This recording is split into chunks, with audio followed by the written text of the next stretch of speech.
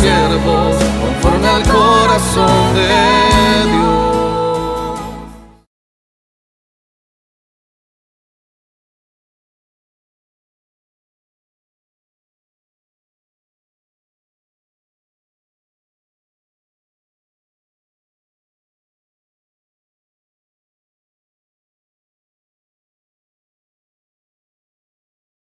Rescatando la verdad en un mundo que la ha perdido.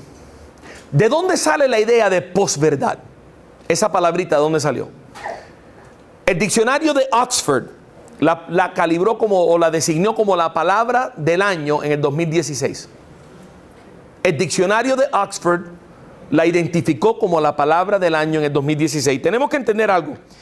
Todos los años Oxford, la comunidad de Oxford, escoge una palabra que capte el sentir y las preocupaciones de la cultura en ese periodo de tiempo. ¿Y qué palabrita vinieron a escoger? Posverdad. Ya vimos la definición de esa palabra. Es el término que utilizamos para referirnos a situaciones donde los hechos objetivos, las verdades, a la hora de influir la opinión pública, quedan en un segundo plano respecto a las emociones y las creencias personales. Algo demasiado peligroso. Ahora, Abdul Murray, un filósofo, abogado y escritor para el ministerio de Ravi Zacharias, escribió un libro. No existe en español, pero se lo recomiendo si usted sabe leer inglés. Para mí es el libro que le puso la tapa al pomo, que puso el dedo sobre la llaga, el libro que ha realmente identificado y ha revelado explícitamente lo que está pasando y por qué está pasando en un mundo hipermoderno. Y a pesar de que Abdul no usa la palabra hipermodernidad, él habla del mundo posverdad. Y el mundo posverdad es ese mundo hipermoderno. Todo lo que él describe entra perfectamente en lo que es el mundo hipermoderno. Y él lo describe, ese mundo posverdad, y dice que hay un peligro. Dice, en contraste con el posmodernismo, la mentalidad posverdad reconoce que existe la verdad objetiva, pero la subordina a las preferencias. Más adelante en el libro dice lo siguiente: esto es peligroso, pues la lógica y la evidencia no tienen la misma influencia sobre la mentalidad posverdad que tuvieron en la posmoderna. Si difícil era la cosa en la posmoderna, mucho más difícil en la posverdad. Porque ahora la evidencia y la lógica no tienen el mismo impacto. Y termina esa parte diciéndolo que en una era posverdad, si la evidencia se alinea con nuestras preferencias y opiniones, todo está bien. Si no, entonces se considera la evidencia inadmisible o ofensiva, y el concepto de ofensa se convierte en una especie de solvente contra todo lo que se consideran argumentos razonables. Imagínense que no podamos usar argumentos razonables para contrarrestar una mala idea. ¿Se acuerda que les dije por qué? O les dije que la hipermodernidad ha sido colocada muy sabiamente por el enemigo en una fortaleza casi impenetrable. Porque ¿cómo penetramos una filosofía si no podemos usar la verdad? La verdad es nuestra arma más poderosa. Y usar la verdad contra esta mentalidad es inútil. Inútil. Porque en el peor de los casos, lo que te dicen es ¿y qué? Ok, eso es verdad. ¿Y qué? Yo tengo otras preferencias. Y yo deseo otras cosas. Entonces, eso es un limitante. ¿Cuál es otro problema que tenemos para enfrentar esta mentalidad? Es que no hay un blanco al cual le podamos ir y derribar. Imagínense que en una guerra buscamos el lugar más estratégico y matamos al general o matamos a aquel y se acabó la guerra. Pero en esta guerra no hay generales. La hipermodernidad se caracteriza precisamente por la fluidez de las redes sociales. Todo el mundo es un general en esta guerra. Todo el que tenga un blog, todo el que tenga un Instagram, todo el que tenga Facebook, todo el que tenga acceso a WhatsApp, todo el que tiene acceso a Snapchat, a todas las redes sociales, es un general en este ejército de la hipermodernidad. ¿Por qué? Porque lanza su idea, lanza su verdad, recibe un montón de likes y ya hay un grupo del ejército, hay un comando, ahí hay un escuadrón. Y por allá se levanta otro, plantea su idea, la gente lo apoya, pero este tiene un poquito de seguidores, aquel tiene otro poquitico, aquel tiene otro poquitico. No hay nadie a quien nosotros podamos decir, ok, vamos, ¿con quién hacemos el debate? ¿Con quién discutimos? ¿A quién le llevamos la batalla? Se la podemos llevar a ese que hizo el blog y escribió lo que escribió, pero si logras derrotar ese, tumbaste a 10. Y en el lugar de esos 10 se levantan 5 millones más. Entonces, es una filosofía, una manera de ver el mundo que el enemigo muy astutamente ha colocado dentro de una fortaleza. Impenetrable por la sabiduría humana, impenetrable por los esfuerzos humanos. Por eso que al enfrentar la hipermodernidad, tenemos que más que nunca depender en las armas espirituales. Más que nunca tenemos que depender en nuestras armas espirituales. Tenemos que orarle a Dios para que nos dé estrategias. Orarle a Dios para que nos dé sabiduría. Orarle a Dios para que se bajen defensas, se abran puertas por las que podemos entrar. Ahora, sin embargo, ¿a qué nos llama la palabra? Nosotros debemos de buscar relacionarnos con este mundo. Establecer relaciones. Porque cuando establecemos estas relaciones, estamos ahí en el momento crítico, cuando se baja la defensa o se abre la puerta y nos podemos colar con la verdad. Porque lo que sí es cierto es que la hipermodernidad no satisface el alma del hombre, como tampoco lo hizo la posmodernidad, como tampoco lo hizo la modernidad. Y todo participante de esta ola de hipermodernidad tendrá momentos en su vida donde se para y cuestiona sus propias convicciones, su propia postura. Y si usted y yo estamos ahí en relación y tenemos la confianza para ser partícipes de esta apertura, podemos entrar con la verdad. Y para esa persona, la verdad puede marcar una diferencia en su vida. Esta es una batalla que no la vamos a ganar en masa. Tenemos que ganarla una persona a la vez. Una persona a la vez. Y multiplicarnos. Cada una de esas personas tiene que ser equipada, entrenada y preparada para que ellos también puedan sacar a otros de esa confusión. Entonces, eso es un territorio nuevo para la iglesia. Nunca en la historia de la iglesia nos hemos visto en esta posición. Es un territorio nuevo, porque no estamos peleando contra fulano de tal, aquel que es el líder ideológico de esa postura. No. Y porque no podemos apelar al arma más fuerte que tenemos, la verdad. Tiene que ser algo espiritual. La posverdad ha florecido en una cultura de confusión, como ya les dije. Imagínense, por eso uso este gráfico. Cada uno construye su propia carretera en la vida, que lo lleve a donde él quiere que lo lleve. Entonces, no existen dos carreteras iguales. No existen dos caminos iguales. Analógicamente, lo único que existe es confusión. Lo único que existe es confusión. Y vamos a desempacar algunas de estas confusiones. Veamos, por ejemplo, confusión en el área de la libertad. ¿Cuál es la confusión que surge en una sociedad hipermoderna con relación a la libertad? Vivimos hoy en una cultura que cuando eleva, acuérdense la definición de posverdad, elevar tus emociones y tus preferencias por encima de la verdad absoluta y objetiva.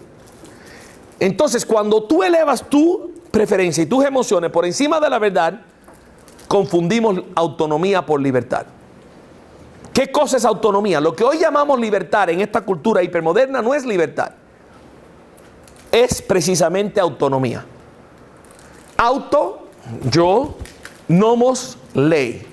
Yo soy una ley para mí mismo. ¿Quién legisla las reglas del juego para mí? Yo. ¿Y para ti quién la legisla? Tú.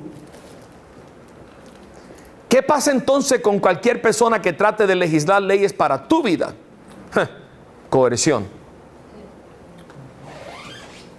Entonces, automáticamente, la autonomía lleva a un rechazo de toda autoridad. A toda autoridad. Una persona autónoma es su propia ley, y la cultura hoy considera que hacer lo que nos da la gana, eso es verdadera libertad. Que tú puedas hacer lo que te da la gana. ¿Qué tipo de mundo sería si todo el mundo hace lo que le da la gana?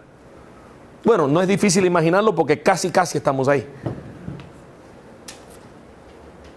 ¿Cómo sería ese mundo? ¿Entendemos qué cosa es libertad? Siempre en toda la historia de la humanidad, en las sociedades y en las culturas donde ha existido la libertad, ha existido dentro de parámetros de comportamiento y de orden establecido por la sociedad.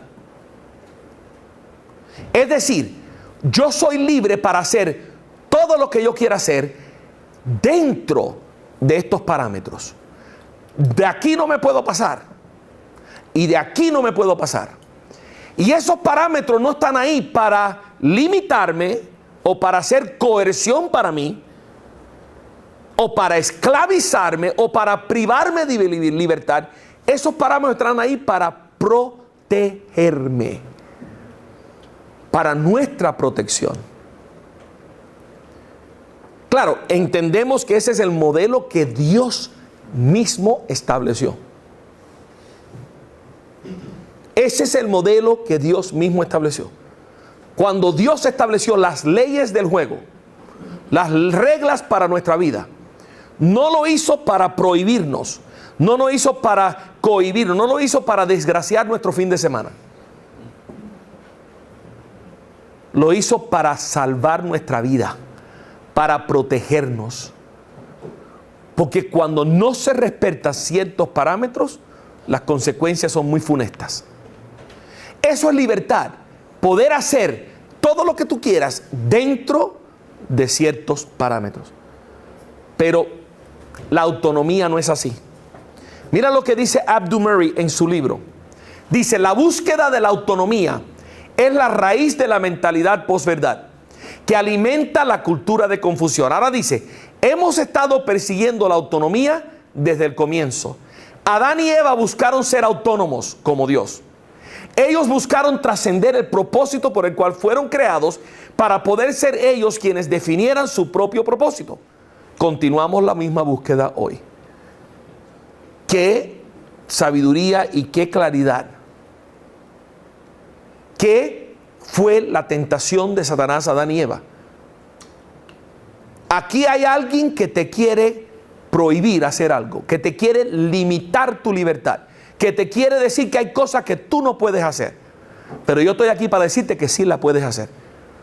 Y tú puedes ser como Dios. ¿No es eso lo que le dijo a Eva? Tú puedes ser como Dios. Es decir, tú puedes ser aquel que determina lo que vas a hacer y lo que no vas a hacer, lo que es permitido y lo que es prohibido, y no tienes que estar sujeto a que otro te diga lo que puedes o no puedes hacer. Ahí está la corriente detrás de la caída. La oferta. Tú puedes ser como Dios. Tú puedes ser autónomo. Claro, era mentira. Y sabemos que al momento que Eva participó y Adán del fruto prohibido, entendieron que era mentira. Porque si ella en ese momento se convierte como Dios, cuando es confrontada con Dios, la conversación hubiera sido un poco diferente. ¿De qué me acusas? Yo soy igual que tú. Mira, yo comí y ahora yo decido lo que es bueno y lo que es malo. Pero esa no fue la actitud de Eva. Las primeras palabras que salieron de su boca fueron: la serpiente me engañó. Era mentira lo que me dijo. La autonomía es una ilusión, es mentira. Y nadie es capaz de ser autónomo. Y si todos somos autónomos, no podemos vivir en esta tierra. No es suficientemente grande este planeta para nosotros, si todos somos autónomos.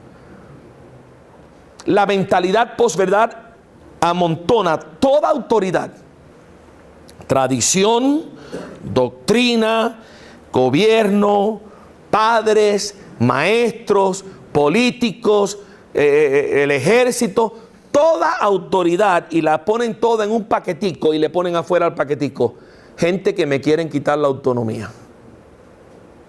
Coerción. Es una rebelión contra toda autoridad.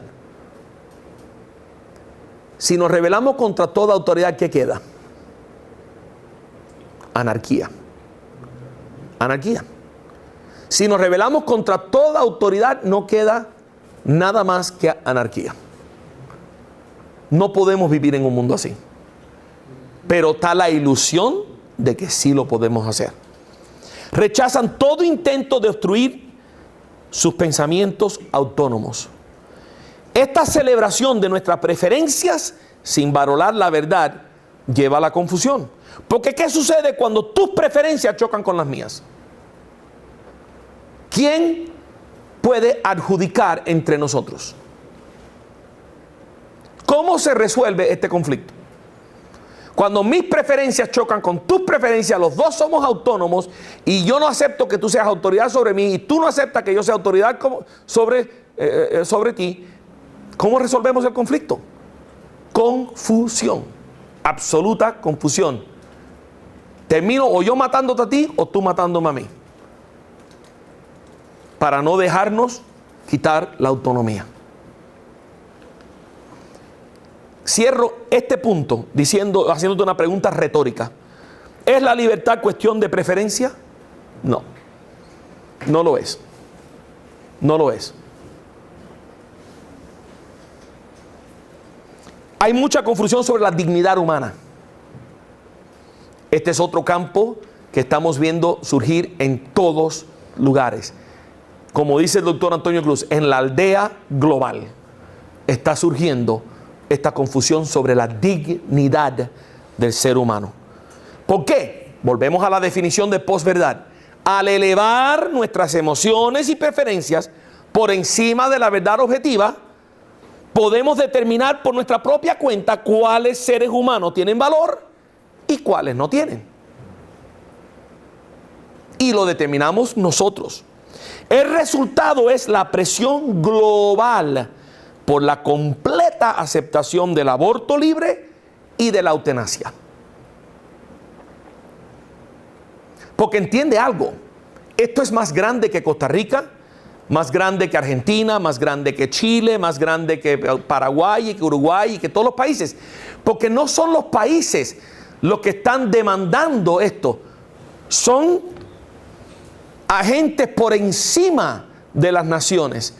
Es una presión global que se presiona a las naciones para que afirmen estas verdades, estas cosas.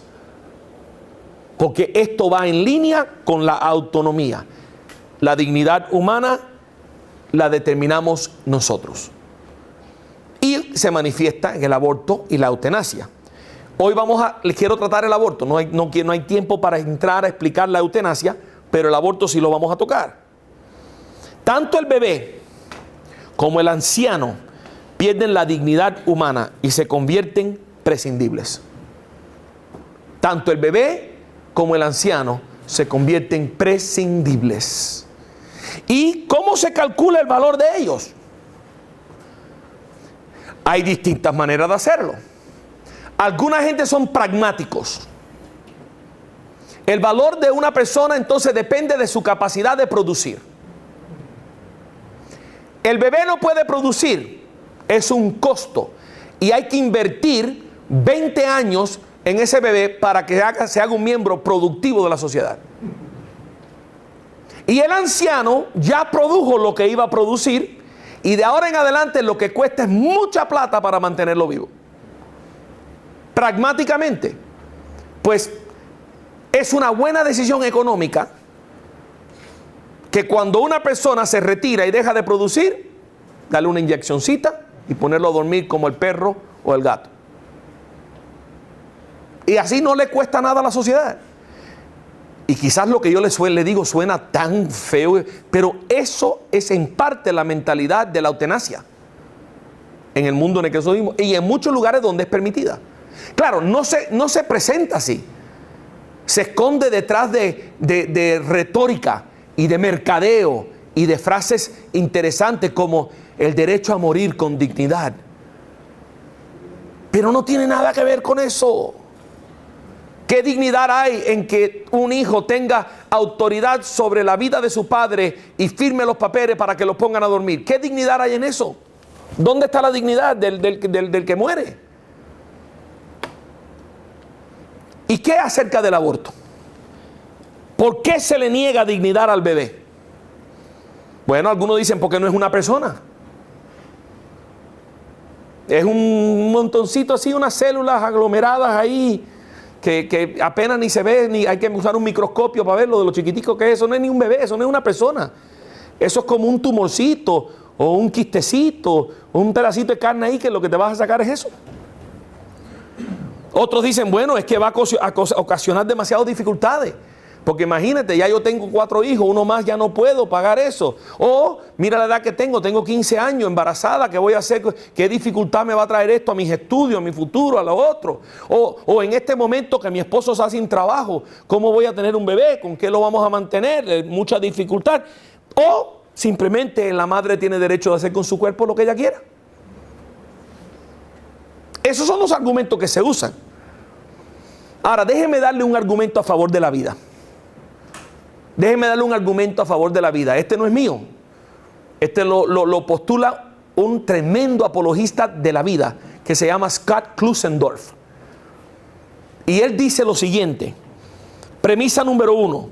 ¿Es objetivamente malo intencionalmente quitarle la vida a un ser humano inocente? Con una premisa así nadie discute. El aborto electivo intencionalmente le quita la vida a un ser humano inocente. Por lo tanto, el aborto electivo es objetivamente malo. Ahora, junto con ese argumento viene el consejo. El argumento de la vida en contra del aborto se centra única y exclusivamente sobre el hecho de que ese bebé es una persona. No podemos permitir que se desvíe el debate, que se desvíe la discusión, que se trate de cambiar el tema, porque el tema no es otro que eso es un ser humano que estamos matando. Punto. ¿Cuáles son las objeciones que se levantan contra eso? Bueno, aquellos que quieren cambiar el tema se van por cualquier camino. Cualquier camino. Es que hay tantos niños ya en el mundo muriéndose de hambre, ¿para qué vamos a traer otro? Yo he escuchado este argumento muchas veces. Pero fíjense la lógica de eso un momento. ¿Qué estamos diciendo?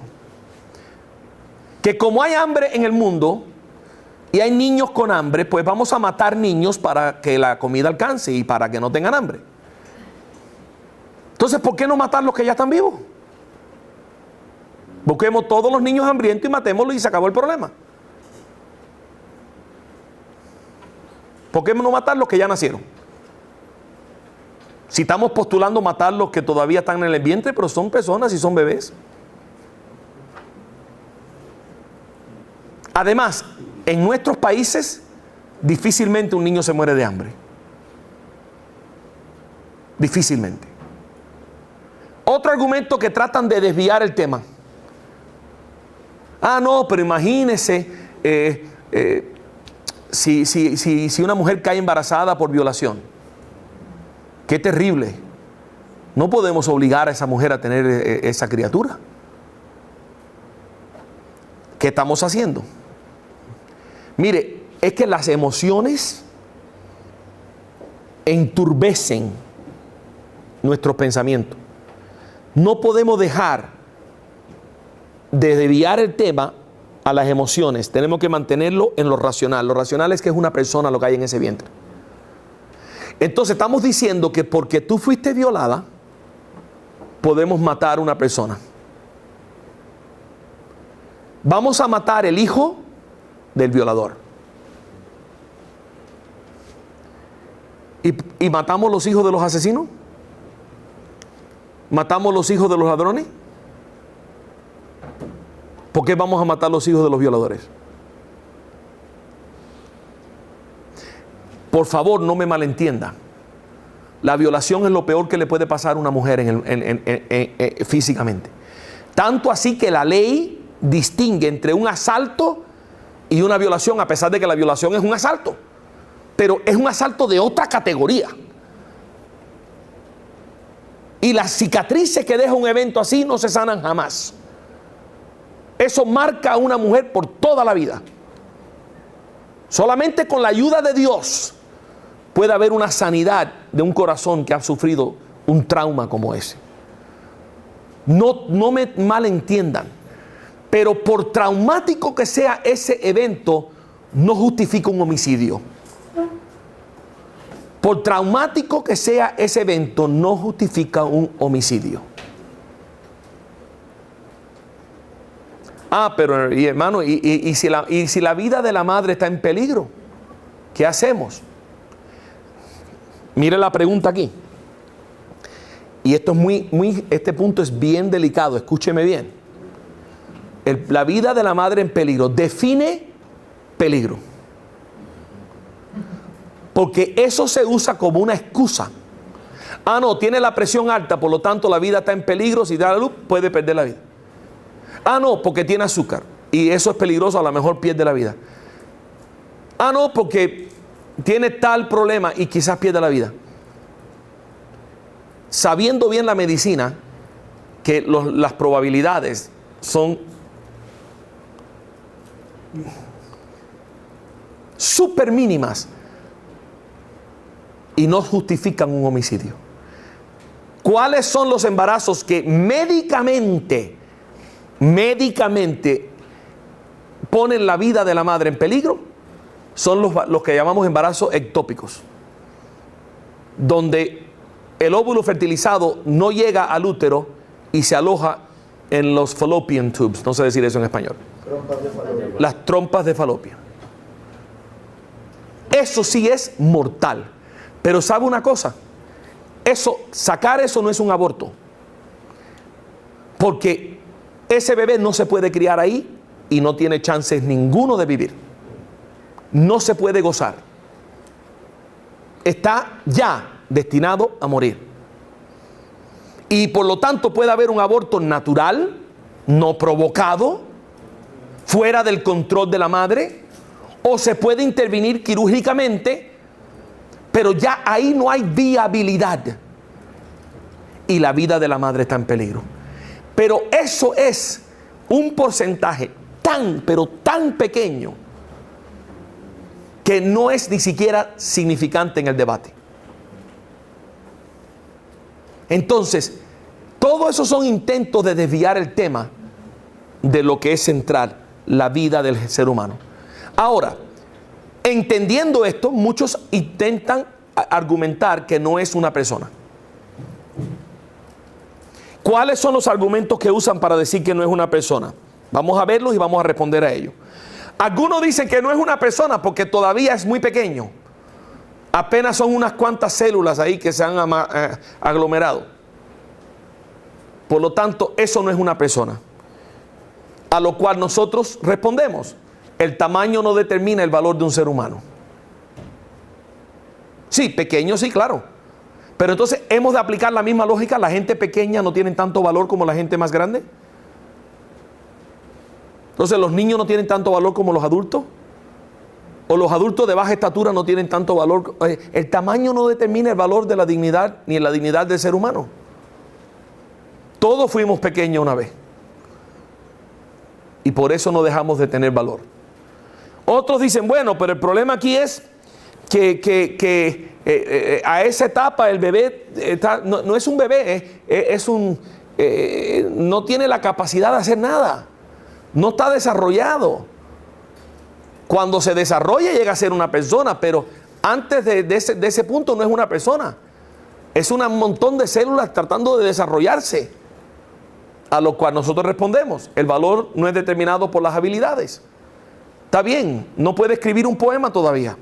Ok, pero eso no le quita valor. No puede caminar todavía. Ok, pero eso no le quita valor. Todavía los ojos no le están funcionando bien. No le quita valor. Porque en el asunto del desarrollo tú le das tiempo. Y todo eso llega a ser parte de lo que puede adquirir, las habilidades que adquiere a través del proceso. Otros dicen, bueno, pero es que no es persona hasta que nace. Mientras que está en el vientre, no es una persona. Hasta que no nazca, no es una persona. Piensa en la lógica de eso. El medio ambiente no determina lo que somos. La ubicación no determina lo que somos. Estamos diciendo que porque está en un lugar y no en otro, no es una persona. ¿Qué sentido tiene eso? Estamos diciendo que cuando pasa por la canal de nacimiento, algo mágico pasa ahí en esas 8 pulgadas de esa canal, y lo que no era una persona ahora es una persona. Entonces, ¿la canal de nacimiento es mágica? ¿Cuál es la diferencia entre el bebé que estaba dentro del vientre y el que está fuera del vientre? Ubicación. La dirección. Se mudó de una habitación a otra. Antes no era persona y ahora sí. O sea, no tiene lógica. Otros dicen, bueno, el problema es que no es una persona porque depende. En el vientre depende para vivir de su madre. Fuera del vientre de la madre no puede vivir. Por lo tanto, no es una persona. Bueno, la viabilidad no determina el valor.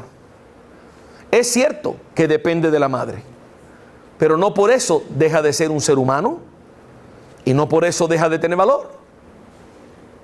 No por eso deja de tener dignidad.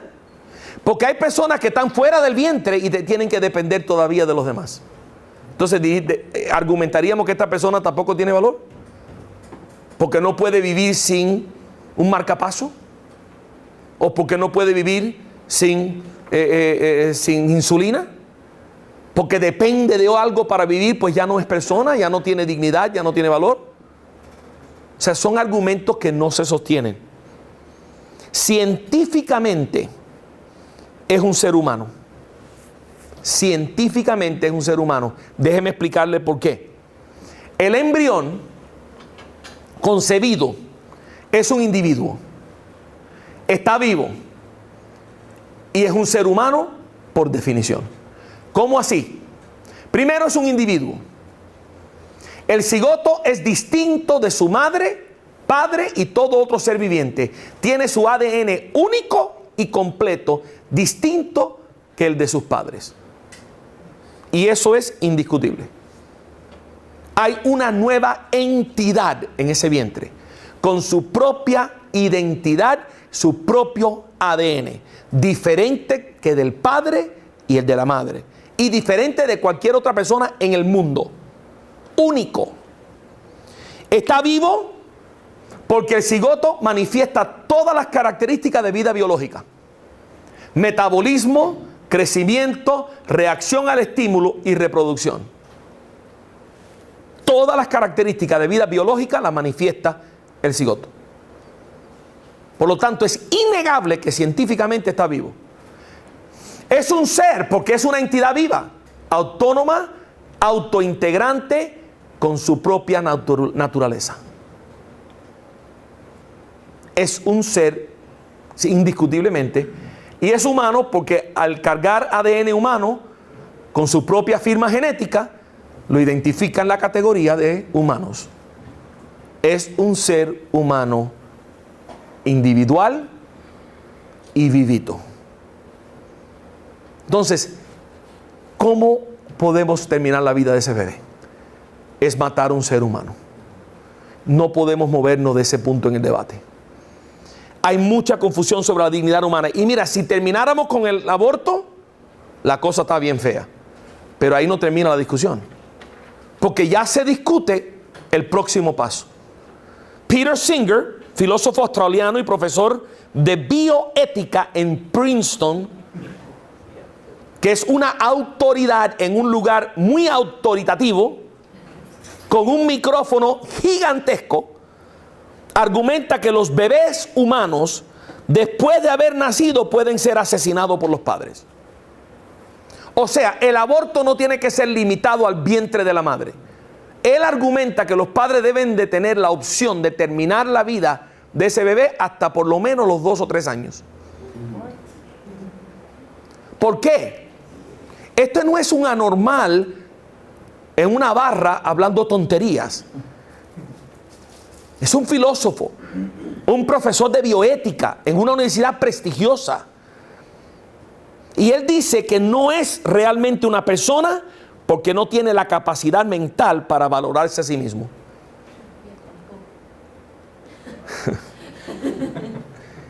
Dice que no es una persona porque no tiene la capacidad mental para valorarse a sí mismo. Y él no está solo. Los padres, afirma Singer, sí tienen la capacidad de asignar valor. Y a él se le unen mucha gente, por ejemplo, Alberto Gubilini y Francesca Minerva, médicos especializados en el campo de la ética, médicos en el campo de la ética, abogan por el derecho de los padres de matar a un bebé recién nacido si éste nace enfermo o si se les impone dificultades a los padres. O sea, los padres tienen la autonomía de quitarle la vida a su bebé porque tienen la autoridad de determinar si el valor del bebé justifica el trabajo de criarlo. Cuando llega la adolescencia no se puede. Ahí es donde vamos. Para ahí es donde vamos.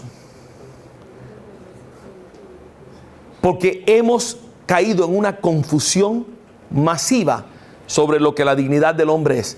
Y de nuevo cito a Abdul Murray. De nuevo lo tengo que citar, porque creo que tiene un punto tan importante. Mira lo que dice él. Esta es la esencia de la autonomía humana, sin restricciones. Convertirse en Dios, pero sin el beneficio de la sabiduría divina. Tratar de jugar el papel de Dios sin tener las herramientas para hacerlo, sin estar equipado para hacerlo. Es como que ahora me sienten a mí, cuando me vaya a regresar a Miami el lunes, y me digan, venga, usted es el que va a volar hoy el avión para Miami.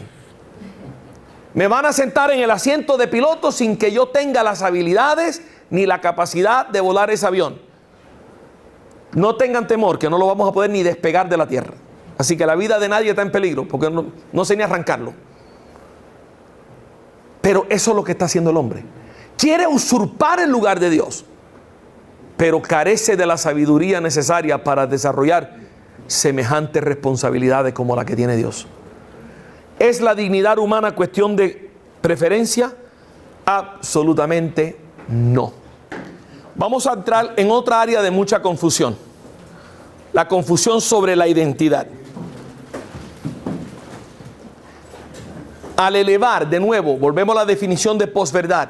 Al elevar las emociones y las preferencias por encima de la verdad objetiva, podemos identificarnos como lo que nos da la gana, porque al final de cuentas nosotros somos lo que preferimos ser. Si quiero ser mujer a pesar de haber nacido hombre, puedo serlo, porque soy autónomo, porque mis emociones y mis preferencias van más allá de mi biología. Mi biología no me va a limitar a mí. Yo hago lo que a mí me da la gana. El individuo, no la biología, determina su propia identidad y su propio género. Por eso, hoy se reconocen más de 50 géneros. Entonces piense un momento en esto, piense en estos momentos. Más de 50 géneros. Para mí, racionalmente, me es muy difícil entender ese número. Porque yo entiendo que hay XX y XY. Y se acabó la discusión, hay dos. Los otros 48 son preferencias, no géneros. Son ideas, no géneros. Entonces, ahí parte la confusión. Y no termina ahí. Porque el movimiento de los géneros, como meta ideal en una sociedad hipermoderna, no es que hayan 50 géneros. Es que hayan 7,000 millones de géneros. Porque cada individuo, cada persona determinará su género particular. No en ninguna categoría. Cada uno establece su propio género particular. Todavía se está poniendo en categorías, pero eso terminará pronto también. En esta área la confusión es considerada más que una virtud. Es considerada heroica. Cuando alguien se declara confuso, es aplaudido por valiente, por valor, por no tener temor a expresar su confusión. Mientras que una persona afirma identificarse como blank, lo que sea, nadie en esta cultura hipermoderna es capaz de confrontarle con verdades objetivas. Al contrario, aplauden su valentía. La frase mágica que frena y rechaza todo el debate es la frase: yo me identifico como. Y no me crean a mí, búsquenlo en YouTube. Busquen, hay varios apologistas, filósofos, éticos, profesores de ética que han demostrado esta confusión yendo a las universidades y hablando con los jóvenes. Hay un video en particular en que un hombre americano, blanco, un poquito más bajito que yo, llega a una universidad y empieza a conversar con los jóvenes que están dando vuelta en la universidad. Se le acerca a un joven y le dice, empieza a conversar y le dice: ¿sabe que yo me identifico como una niñita chinita de 4 años? Y entonces la cámara está enfocada en el joven que lo está escuchando. Y esta es la reacción del joven.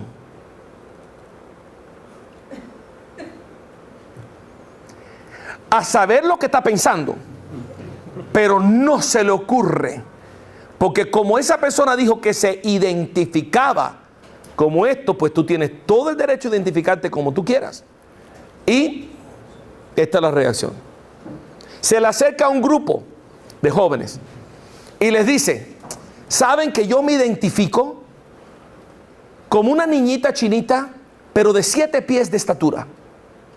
De casi 4 metros de estatura. Y usted ve que todas están...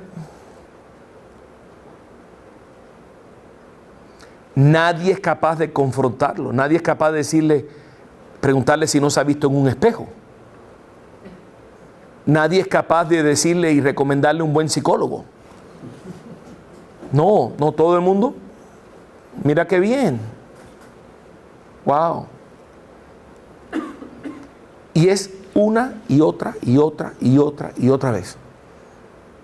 ¿Por qué? Porque decirle algo contrario es ofenderlo. Es violar sus derechos. Es ser intolerante. Es caer en una categoría de persona repudiada por todo el mundo en la universidad. ¿Y quién quiere esa carga? ¿Quién quiere esa posición? Nadie. Pues entonces, no hay problema. Si eso como tú te identificas, bueno, está bien. Ahí estamos. Ahí vemos la confusión. Donde una persona no es capaz de responder a semejante distorsión de la realidad. Ahí mostramos que esta cultura ya acepta esta confusión como algo normal. como algo absolutamente normal. Y la pregunta retórica de nuevo ¿es la identidad cuestión de preferencia? No, no es cuestión de preferencia. Hay confusión sobre la naturaleza de la verdad objetiva. Y ayer tocamos esto cuando hablamos de relativismo, hicimos una pequeña prueba y todo, pero al elevar nuestras emociones y nuestras preferencias por encima de la verdad objetiva, eso demuestra una confusión muy grande sobre la naturaleza de lo que es verdad objetiva. Afirmamos que toda verdad es cuestión de preferencias e ignoramos todo el campo de las verdades objetivas, que existe innegablemente. Afirmamos de paso objetivamente que las verdades objetivas no existen. Eso sucede en muchas frases y lemas de muchos movimientos. Lanzan una verdad completamente autodestructiva, completamente contradictoria. Como les decía ayer cuando tratamos el relativismo, es el equivalente de yo decirte a ti que yo no hablo ni una palabra en español. Y te lo estoy diciendo en español. A modo de repaso, o para los que no estuvieron aquí ayer, hay dos tipos de verdades. Las verdades objetivas, que es una categoría de proposiciones que habla algo acerca de algún objeto. Y tiene que ver con el objeto y no con el sujeto que está hablando. Puede ser una proposición que resulta ser verdad, o puede ser una proposición que resulta ser falsa, pero la proposición no está basada ni en emociones, ni en preferencias, ni en sentimientos, ni en opiniones. Está basada en el objeto. Es una categoría de proposiciones. Tuve un pequeño diálogo con alguien en línea que me argumentaba y me decía que él prefiere no usar esa idea de que hay verdades subjetivas. Digo, pero tampoco puedes negar eso. Es una categoría de verdades, de proposiciones. Si yo veo este mantel y yo te digo este mantel es azul, yo no estoy hablando nada de mis emociones, mis preferencias, no, te estoy hablando algo acerca del mantel. Es una proposición de una verdad objetiva. A lo mejor te digo que es rojo y resulta que la proposición que te hago, que es objetiva, es falsa, pero sigue siendo objetiva. Ahora, si yo te digo que este color es el color más lindo que hay, ahora no te estoy hablando del color, te estoy hablando de cómo mi mente reacciona cuando ve este color. Te estoy hablando de un sentimiento, una preferencia mía con relación al mundo de los colores. Las dos categorías existen, son innegables. Y cuando alguien dice que no hay verdades objetivas, no tiene cómo explicar. Entonces, ¿qué dicen cuando yo te digo que este mantel es azul? Si no hay verdades objetivas, entonces ¿eso es cuestión de opinión? ¿Es esto azul porque esa es mi opinión? ¿Cómo así? Es algo bastante confuso. Muestra mucha confusión el negar toda una categoría de proposiciones. ¿Es la verdad cuestión de preferencia? Claro que no. Claro que no. También hay mucha confusión sobre la moralidad. Mucha confusión sobre la moralidad. Cuando reinan nuestras emociones y nuestras preferencias, podemos ser y hacer cualquier cosa que se nos antoje. La moralidad la definimos nosotros. Fíjese que, si usted se da cuenta, en casi todas las cosmovisiones que hemos visto, la moralidad pasa a ser relativa. Porque en todas las cosmovisiones alternas a la verdad, alternativas a la cosmovisión cristiana, lo primero que se pierde es la moralidad. ¿Por qué? Porque sabemos, tú y yo sabemos por qué. Sabemos porque hay una tendencia, una naturaleza pecaminosa. Sabemos porque nos gusta hacer las cosas indebidas.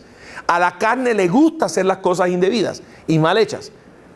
Entonces, si tengo yo la opción de definir lo que es bueno y lo que es malo, eso es muy preferible a que otro me lo defina.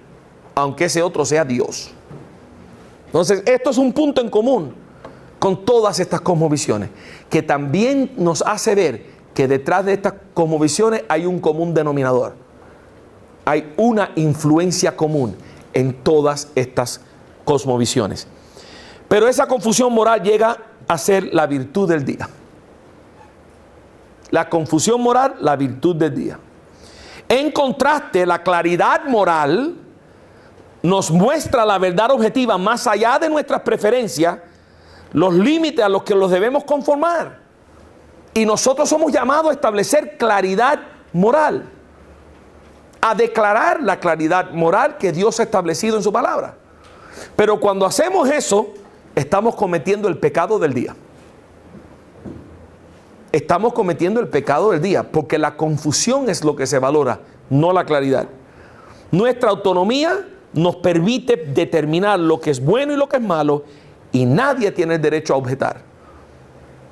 Tanto así que, mire, hay una socióloga alemán que se llama Gabrielle Kubi. Ella tiene un libro escrito en español de sociología. No me acuerdo el nombre del libro ahora, pero búsquelo por el nombre de ella, Gabrielle Kubi, y léalo. Eso es un libro, pero fenomenal, sobre la moralidad en la sociedad. ¿Y qué dice ella? Dice: comencé a darme cuenta que la sexualidad es el tema de nuestros tiempos. Vivimos en tiempos donde las normas sexuales se están volteando completamente al revés. Por primera vez en la historia, ninguna sociedad ha hecho esto. Ninguna sociedad ha dicho jamás: vive tus impulsos sexuales de cualquier forma que gustes. Pero eso es lo que afirma nuestra sociedad. Sigue diciendo ella: la heterosexualidad es la condición natural de nuestra existencia humana. Y más del 97% de la población del mundo es heterosexual y rechaza instintivamente todo lo demás. Piense en estos números. La gran mayoría de la población del mundo entero siempre ha sido heterosexual. No ahora, siempre. Y por instinto, inconscientemente, sentimos un rechazo por todo lo que sea más allá de la heterosexualidad. Pero la hipermodernidad, la sexualidad se ha convertido en haz lo que tú desees hacer de la forma que lo quieras hacer. Y usted pensará que no, pero ya se está viendo las consecuencias de esto. En Canadá es permitido legalmente la bestialidad, con ciertas restricciones. Solamente se pueden hacer algunas cosas con los animales, otras no. ¿En qué mundo estamos viviendo? Pero es claro, si admitimos y aceptamos que somos autónomos y que lo que deseemos hacer lo podemos hacer, pues todo deseo perverso, toda enfermedad mental en el área de la sexualidad, pues la vamos a ver. La vamos a ver. Recuerdo hace unos años atrás que salió una noticia que me dejó con la boca abierta. No me acuerdo el estado, pero en algún estado del medio Midwest, el medio occidente de los Estados Unidos, salió una noticia que las autoridades estaban buscando un violador en serie. Pero era un violador de caballos en serie, que se había metido en varias fincas y había violado a los caballos. Y lo estaban buscando. Piensen en eso por un momento. Estamos yendo hacia un mundo donde nadie sería capaz hoy en día de juzgar a esa persona. Si esa es su preferencia, ¿quién soy yo para juzgarlo? Si tengo un caballo lo escondo, pero que él haga lo que él quiera. Qué triste, qué triste. Esto no lo digo para shock, lo digo porque es la realidad de una sociedad hipermoderna. ¿Es la moralidad cuestión de preferencia? Claro que no. Y como esto le puedo dar cualquier cantidad de categorías adicionales en las que hay tanta confusión. Tanta confusión. Porque esa es la característica, una de las principales características de la sociedad hipermoderna. Ahora, cuando caemos en esa particular confusión moral y caemos en ese relativismo, hay un grave peligro. Que ya lo vimos ayer cuando vimos el relativismo, pero para aquellos que no estuvieron les va a ser algo nuevo quizás escucharlo. Pero ¿cuál es el peligro del relativismo moral? ¿Cuál es el peligro de que tú determinas lo que es bueno y lo que es malo para ti? Y yo determino lo que es bueno y malo para mí. ¿Cuál es el peligro de eso? El relativismo hace desaparecer el pecado. En el relativismo no existe el pecado, porque todo lo que yo hago yo lo considero bueno. Si a ti no te gusta, no lo hagas tú. Pero malo no es. Para mí es bueno. Por lo tanto, yo no he pecado. Y si no hay pecado, pues no es necesaria la redención. Eliminando el pecado, hacemos de la cruz de Cristo algo completamente innecesario. Completamente innecesario. Eso es uno de los graves peligros. Por eso nos damos cuenta que la similitud de relativismo moral en todas estas cosmovisiones tiene una misma raíz. Porque ¿qué más no desea el enemigo que eliminar la cruz de Cristo? ¿Qué más no desea él? Siempre el enemigo va a atacar el carácter de Dios. Desde el jardín del Edén, Dios les está mintiendo a ustedes, es un mentiroso. Él sabe que cuando comen de eso, no les ha dicho a usted la verdad. Va a atacar la deidad de Jesucristo. Porque si tú no crees que Jesucristo es Dios, estás perdido. Va a atacar, y con eso ataca la cruz y ataca a todos los demás. Si Cristo no es Dios, el que murió en la cruz fue un malhechor, como cualquier otro que murió en la cruz romana en toda la historia. Va a atacar la credibilidad y la confiabilidad de la Biblia. Porque si tú no crees que la Biblia es la palabra de Dios y tú no entiendes su mensaje y no la lees para entender lo que Dios quiere revelarte a ti, ¿cómo lo vas a amar con tu mente? ¿Cómo lo vas a conocer? ¿Cómo vas a saber lo que Dios está haciendo? Esas tres cosas están en el mismo frente de lo que Dios está atacando, de lo que el diablo está atacando. Porque sabe que cualquiera de esas columnas que se caiga, y lo cuarto, la verdad. Todas las cosmovisiones estas atacan la verdad. Porque el enemigo sabe que si no conocemos la verdad no somos libres. Entonces, cualquiera de esas cuatro columnas que el enemigo logre tumbar, se cae todo el edificio. Entonces, esa es la razón por la cual estas cosmovisiones comparten estas similitudes. Ahora, ¿cómo sabemos si algo es bueno o malo? Obviamente no lo determinamos nosotros. Obviamente. Ahí caemos en un relativismo. C.S. Lewis, en un momento de reflexión acerca de cuando él era ateo, antes de convertirse, dice algo muy interesante. Dice, mi argumento contra Dios era que el universo parecía cruel e injusto. Pero ¿de dónde saqué el concepto de lo bueno y lo malo? Uno no puede decir que una línea está torcida si no tiene algún concepto de lo que es una línea recta. ¿Con qué estaba comparando el universo cuando le llamaba injusto? O sea, si yo determino lo que es bueno y lo que es malo y tú determinas, ¿cómo sabemos si la línea tuya es recta y la mía es torcida? Si no hay un estándar absoluto de lo que es bueno y lo que es malo, no sabemos cuando nos hemos desviado de ese estándar. Entonces, ¿por qué llamo mal al universo o llamo a Dios un Dios malo? ¿Malo comparado con qué? ¿Basado con qué? ¿Torcido basado con qué? ¿Cuál es la línea recta para determinar que Dios está torcido? Apelando al estándar de toda la verdad. ¿Cuál es nuestra línea recta? La palabra de Dios. Esa es nuestra línea recta. Ahí podemos determinar qué es lo que es recto y qué es lo que está torcido. Ahora, Blas Pascal, el gran pensador, dijo esto en uno de sus pensamientos.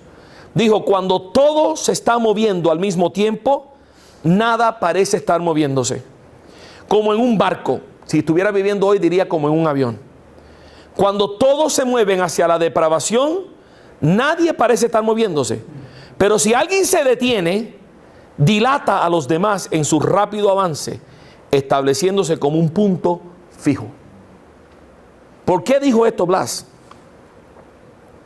Blas se convirtió de una vida bastante descontrolada en cuanto a la moralidad. Y al convertirse, sus amigos, que cuando él estaba con ellos, todos corrían a la misma velocidad, no parecía que nadie se estaba moviendo. Pero cuando él se para y deja de hacer lo que ellos hacían, de buena primera se dan cuenta todos de que están haciendo algo y que no es correcto. ¿Y cómo se sienten las personas cuando están en una situación así?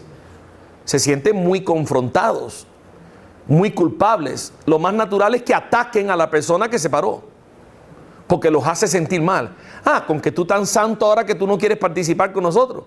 Ah, con que ahora ya tú eres tan bueno que no puedes hacer esto. Porque se sienten mal por lo que esa persona ha hecho. Pararse fijo y establecerse como un punto fijo, un punto de referencia.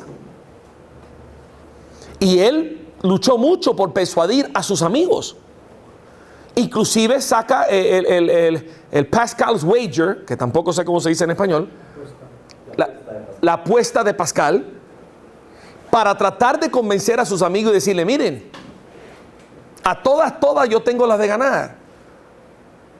Y ustedes están arriesgando mucho. Eran intentos que él hacía de persuadir a sus propias amistades. Ahora, ¿cómo sabemos qué es lo que se está moviendo?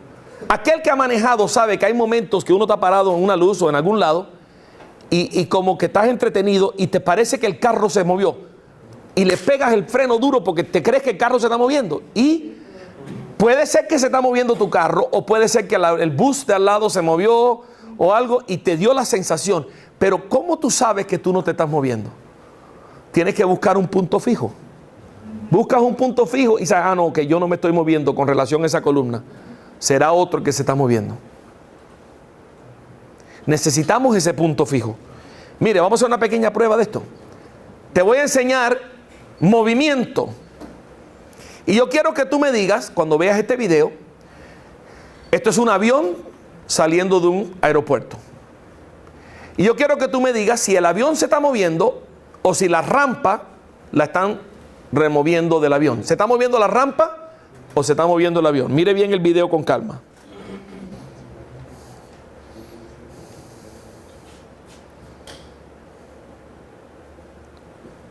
A ver, ¿se movió la rampa? ¿Cuántos piensan que se movió la rampa? ¿Cuántos piensan que se movió el avión? ¿Cuántos no van a levantar la mano? No importa lo que yo diga. No, vamos a darle otra oportunidad. Piensen bien, fíjense bien. ¿Qué es lo que se está moviendo?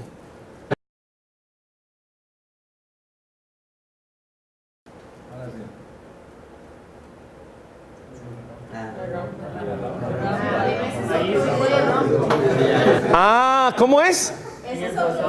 Claro, le hice trampa, le puse otro video. En el primero se movió el avión y en el segundo se movió la rampa. ¿Cómo lo sabemos? Buscando el punto fijo. Buscando el punto fijo. Entonces le puse los dos videos para confundirlos un poquito, en honor a la cultura de confusión. Apelemos al punto fijo. La línea recta es la palabra de Dios. El punto fijo es la palabra de Dios. Absolutamente. Esa es nuestra línea recta. ¿Qué hacemos en un mundo de tanta confusión? ¿Qué dice la palabra sobre una cultura de confusión como la que estamos viviendo? ¿Qué dice? Dice Salmo primero: bienaventurado el varón que no anduvo en consejos de malos, ni anduvo en caminos de pecadores, ni en silla de escarnecedores se ha sentado, sino que en la ley de Jehová está su delicia, y en su ley medita de día y de noche. Será como árbol plantado junto a corrientes de agua, que da su fruto en su tiempo, su hoja no cae y todo lo que hace prosperará. ¿Qué nos dice el salmista? Que hay un camino que es recto, que cuando andamos por ese camino gozamos de la bendición de Dios.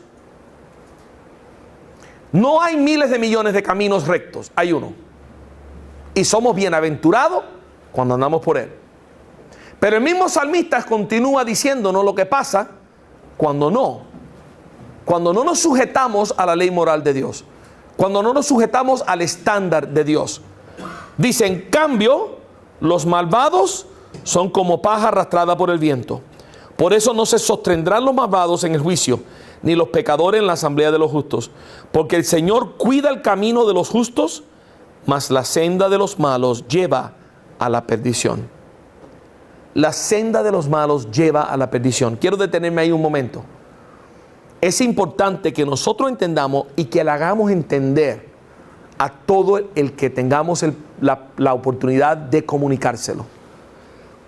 De que cada vez que nosotros decidimos, aceptamos una ideología, una manera de pensar, una tesis, nos encaminamos por un camino y el destino de ese camino ya está definido desde el momento que comenzamos a caminar por él. Porque en la confusión en la que nosotros vivimos, la gente piensa que no importa el camino que tomen, van a terminar en el lugar donde ellos piensan que van a terminar. No importa el camino que tomen, van a terminar, por decir, en el cielo. Pero no es así. No conozco lo suficiente las carreteras aquí para hacerle la analogía con sus carreteras. Pero yo vivo en Miami y hay una carretera que se llama la I-95 que sube desde Miami hasta Nueva York, por toda la costa del este, va de sur a norte. Hay otra carretera que se llama la US-1 que va de Miami hacia Cayo Hueso. Cayo Hueso está en la puntica allá de los Cayos al finalizar una serie de islas en la Florida. Entonces yo no puedo montarme en la I-95 norte y pensar que voy a terminar en Cayo Hueso. Es imposible. Voy a terminar en Nueva York. Y no me puedo montar en la US-1 y pensar que voy para Nueva York, porque voy a terminar en Cayo Hueso. Entonces el ser humano se emprende por una ideología, cual sea la confusión, pero no conecta las ideas y entiende que esto tiene consecuencias, esto tiene implicaciones, esto me va a llevar a un destino predeterminado por mi propia elección. Y en una cultura de confusión, eso es una de las verdades que chocan, pero quizás puedan despertar a quien por ese camino anda. ¿Qué implica que haya moralidad en el mundo en el que nosotros vivimos? Hay moralidad. Innegable que hay moralidad. Hay cosas que son buenas y hay cosas que son malas. Ravi Zacharias usa un ejemplo muy extremo, pero muy bueno, de algo que es malo para todo el mundo, y es torturar a niños pequeños por diversión, para divertirte. Eso es malo. En todos los países del mundo, en todas las edades, en todos los lenguajes, eso es malo, absolutamente malo, objetivamente malo. Ahora, hay cosas que son buenas, que todo el mundo sabe que son buenas. Ahora, cuando llegamos a ese punto que nos damos cuenta que hay una moralidad en el mundo en el que vivimos, ¿cuál es la necesaria conclusión de eso? ¿Qué implica eso?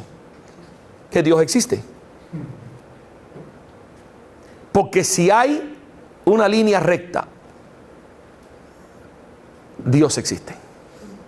Existe un ser que no es humano y que determina y establece lo que es bueno y lo que es malo. Ahora, ¿dónde nos deja eso a nosotros? Si yo descubro que hay moralidad y por tanto deduzco que hay un Dios, ¿dónde me deja eso a mí? ¿Dónde me deja? Soy culpable. Soy culpable. porque yo no he cumplido con lo que ese Dios ha demandado de mí. Tengo tremendo problema. No hay salvación y no hay evangelio y no hay conversión hasta que el ser humano no entiende ese dilema. Sí, podemos pedirle a alguien que repita una oración con nosotros, pero si no entiende el dilema y no entiende la solución, realmente no ha entendido el evangelio. Entonces, ¿cuál es la solución a ese dilema? Tú y yo lo sabemos, pero tenemos que dejarle saber al mundo. La solución a ese dilema es la cruz. Dios existe, le hemos ofendido y Cristo viene a reconciliarnos con Dios. Es lo que dice Isaías, que ustedes lo saben. Vengan ahora, me encanta como lo dice la Nueva Traducción Viviente. Vengan ahora, vamos a resolver este asunto, dice el Señor. Aunque sus pecados sean como la escarlata, yo los haré tan blancos como la nieve. Aunque sean rojos como el carmesí, yo los haré tan blancos como la lana. Vengan y estemos a cuenta. Esa es la solución al dilema. Y si vamos a rescatar un mundo que ha perdido la verdad, tenemos que empezar por el evangelio. ¿Cómo lo hacemos? Difícil. A través de relaciones. Pidiéndole al Señor que nos dé oportunidades. Que Él sea el que crea la oportunidad para que nosotros podamos entrar con el evangelio. Y Dios sabe cómo hacer eso. Esos muros impenetrables que el diablo le ha puesto alrededor de la hipermodernidad, para Dios no son nada. Para Dios no son nada. Pero esta es una batalla que tenemos que pelearla espiritualmente y no solo racionalmente. Si no, no vamos a poder. Como se sepa, formando siervos conforme al corazón de